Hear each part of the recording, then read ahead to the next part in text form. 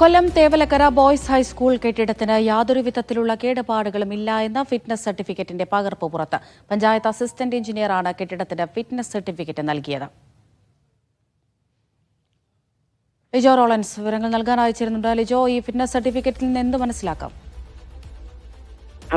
സ്കൂളുകൾ അധ്യയന വർഷം ആരംഭിക്കുന്നതിന് മുൻപാണ് തദ്ദേശ സ്വയംഭരണ സ്ഥാപനങ്ങളിലെ എയുടെ നേതൃത്വത്തിൽ ഒരു പരിശോധന നടത്തി സ്കൂൾ പ്രവർത്തിക്കാൻ യോഗ്യമാണെന്നുള്ള രീതിയിൽ ഒരു സർട്ടിഫിക്കറ്റ് നൽകേണ്ടത് അത്യാവശ്യമാണ്. അല്ലാത്ത പക്ഷം സ്കൂളുകൾക്ക് എന്തൊക്കെയാണോ അവിടെ മറ്റ് കാര്യങ്ങൾ, അതായത് അറ്റകുറ്റപ്പണികൾ നടത്തണമെങ്കിൽ അക്കാര്യങ്ങളെല്ലാം വ്യക്തമാക്കുന്നത് എ നൽകുന്ന റിപ്പോർട്ടിന്റെ അടിസ്ഥാനത്തിലാണ്. അത്തരത്തിലൊരു റിപ്പോർട്ട്, അതായത് മൈനാഗപ്പള്ളി ഗ്രാമപഞ്ചായത്തിൽ ഉൾപ്പെടുന്ന ഈ കെട്ടിടങ്ങളുടെ ചുമതലയുള്ള അസിസ്റ്റന്റ് എഞ്ചിനീയർ ആയിട്ടുള്ള ഫസീല ബീവി നൽകിയ ാണ് ഈ കെട്ടിടങ്ങൾക്ക്, അതായത് തേവലക്കര ബോയ്സ് ഹൈസ്കൂളിലെ കെട്ടിടങ്ങൾക്ക് ഫിറ്റ്നസ് സർട്ടിഫിക്കറ്റ് നൽകിയിരിക്കുന്നത്. എല്ലാ കെട്ടിടങ്ങളും കൃത്യമായി രേഖപ്പെടുത്തി തന്നെയാണ് ആ സർട്ടിഫിക്കറ്റ് നൽകിയിരിക്കുന്നത്.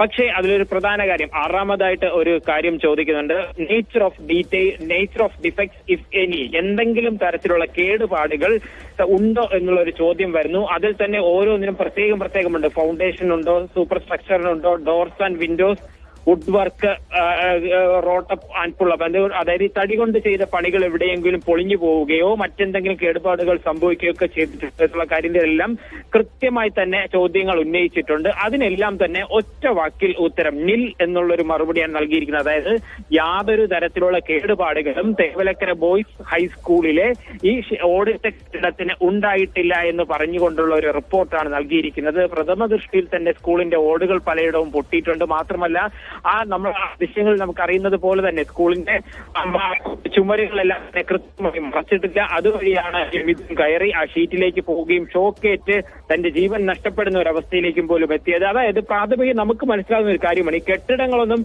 കൃത്യമായി കാണാതെയാണോ ഈ ഫിറ്റ്നസ് സർട്ടിഫിക്കറ്റ് നൽകുന്നത് എന്നുള്ള ഒരു ചോദ്യമാണ് ഇപ്പോൾ ഉയരുന്നത്.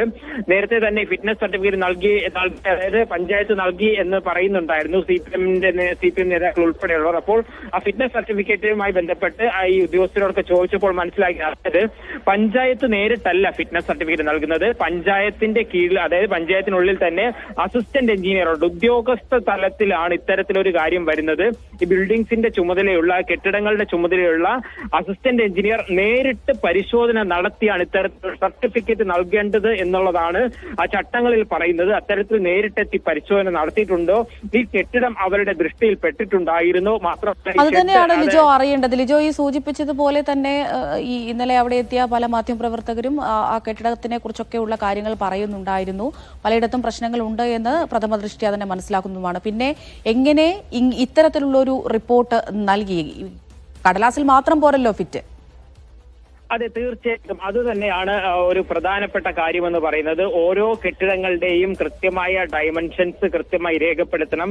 എന്തെങ്കിലും പ്രശ്നങ്ങൾ അതിന്റെ റൂഫിനോ അല്ലെങ്കിൽ അതിന്റെ തറയ്ക്കോ ചുമരുകൾക്കോ അതെന്തെങ്കിലും കേടുപാടുകൾ ഉണ്ടെങ്കിൽ അത് രേഖപ്പെടുത്തുകയും വേണം. മാത്രമല്ല അതിനൊരു അറ്റകുറ്റപ്പണി നടത്താനുള്ള നിർദ്ദേശം നൽകാനും ഈ അസിസ്റ്റന്റ് എഞ്ചിനീയർക്ക് അതിനുള്ള ഒരു അധികാരം കൂടെയുണ്ട്. പക്ഷേ അത്തരത്തിൽ ഒരു പ്രശ്നവുമില്ല എന്ന് കാണിച്ചുകൊണ്ടാണ് ഈ ഒരു റിപ്പോർട്ട് നൽകിയിരിക്കുന്നത്. കെട്ടിടത്തിന്റെ മേൽക്കൂരയിലെ ഓടുകൾ പൊട്ടിയിട്ടുണ്ട്, ചുമരിൽ പല ഭാഗത്തും കൃത്യമായി അത് മറച്ചിട്ടില്ല. അപ്പോൾ പിന്നെ എങ്ങനെയാണ് ഇത്തരത്തിലൊരു ഫിറ്റ്നസ് സർട്ടിഫിക്കറ്റ് നൽകിയത് എന്നുള്ളതാണ് ഒരു പ്രധാനപ്പെട്ട ചോദ്യമായി വരുന്നത്. അതിനുശേഷം വീണ്ടും ഒരു ചോദ്യം വരുന്നുണ്ട്, whether maintenance work have been done properly. എന്തെങ്കിലുമൊക്കെ മെയിൻ്റെനൻസ് വർക്കുകൾ ഇവിടെ നടത്തിയിട്ടുണ്ടെങ്കിൽ അതെല്ലാം കൃത്യമാണോ? ഇവിടെ നടത്തിയിരിക്കുന്ന എല്ലാ നിർമ്മാണ പ്രവർത്തനങ്ങളും കൃത്യമാണ്, ചട്ടപ്രകാരമാണ്, ഒരു തരത്തിലുള്ള പോരായ്മകളും ഉണ്ടായിട്ടില്ല എന്ന് കാണിച്ചുകൊണ്ടാണ് ഇപ്പോൾ അസിസ്റ്റന്റ് എഞ്ചിനീയർ ഇത്തരത്തിൽ ഒരു ഫിറ്റ്നസ് സർട്ടിഫിക്കറ്റ് നൽകിയിരിക്കുന്നത്. സ്കൂളിലെ ഹെഡ് മിസ്ട്രസിനെ സസ്പെൻഡ് ചെയ്യാൻ ഒരു നിർദ്ദേശം മാനേജ്മെന്റ് നൽകിയിരിക്കുന്നു. അങ്ങനെ വരുമ്പോൾ ഈ സർക്കാരിന് നേരിട്ട് നടപടിയെടുക്കാൻ കഴിയുന്നതാണ് ഈ അസിസ്റ്റന്റ് എഞ്ചിനീയർ എന്ന് പറയുന്നത്.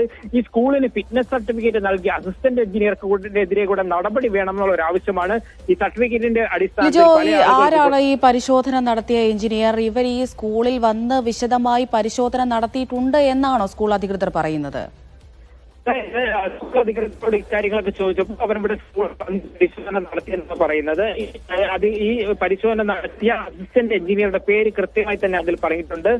അതായത് നെയിം ഓഫ് ദ ഓഫീസർ എന്ന് പറയുന്നത് ഫസീല ബിവി എ എന്ന് പറയുന്ന കൊല്ലം സ്വദേശിനിയായിട്ടുള്ള നഗരത്തിനടുത്ത് തന്നെ സ്വദേശിനിയായിട്ടുള്ള ഒരു അസിസ്റ്റന്റ് എഞ്ചിനീയർ ആണ് ഇത്തരത്തിൽ ഒരു റിപ്പോർട്ട് നൽകിയിരിക്കുന്നത്. ഒരുപക്ഷെ ഈ മിഥുന്റെ ഈ മരണത്തിന് ഒരു തരത്തിൽ അല്ലെങ്കിൽ മറ്റൊരു തരത്തിൽ ഈ റിപ്പോർട്ട് കൂടെ കാരണമായി എന്നുള്ള കാര്യം ഉറപ്പാണ്. ഫിറ്റ്നസ് സർട്ടിഫിക്കറ്റ് നൽകിയ ഒരു കെട്ടിടത്തിൽ ഈ ഇത്തരത്തിൽ ഈ പ്രശ്നങ്ങൾ, അതായത് തടി കൊണ്ട് മറച്ചു വെച്ച് അതിന് പകരം അവിടെ ഒരു ചുമരായിരുന്നെങ്കിൽ ഒരു പക്ഷേ ആ പാവപ്പെട്ട കുഞ്ഞിന് ജീവൻ നഷ്ടപ്പെടില്ലായിരുന്നു. ഇത് സംബന്ധിച്ച് പഞ്ചായത്തിലെ ചിലരോടൊക്കെ അതായത് അവരോട് വ്യക്തിപരമായി ചോദിക്കുമ്പോഴാണ് മനസ്സിലാക്കാൻ കഴിയുന്നത്.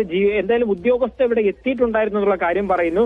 ഒരു പക്ഷേ ആ കെട്ടിടവും ആ ഗ്രൗണ്ടിന്റെ ഭാഗങ്ങൾ ഉൾപ്പെടെ അവർ കണ്ടു എന്നുള്ള ഒരു കാര്യത്തിൽ പല ആളുകളും സംശയം പറയുന്നുണ്ട്. അങ്ങനെയാണെങ്കിൽ വലിയൊരു കൃത്യവിലോപമാണ് ഈ അസിസ്റ്റന്റ് എഞ്ചിനീയറുടെ ഭാഗത്ത് നിന്ന് ഇപ്പോൾ ഉണ്ടായിരിക്കുന്നത്. ആ ഒരു അങ്ങനെയാണെങ്കിൽ ഈ പരിശോധന നടത്തിയ എഞ്ചിനീയർക്കെതിരെയും നടപടി അത്യാവശ്യമല്ലേ?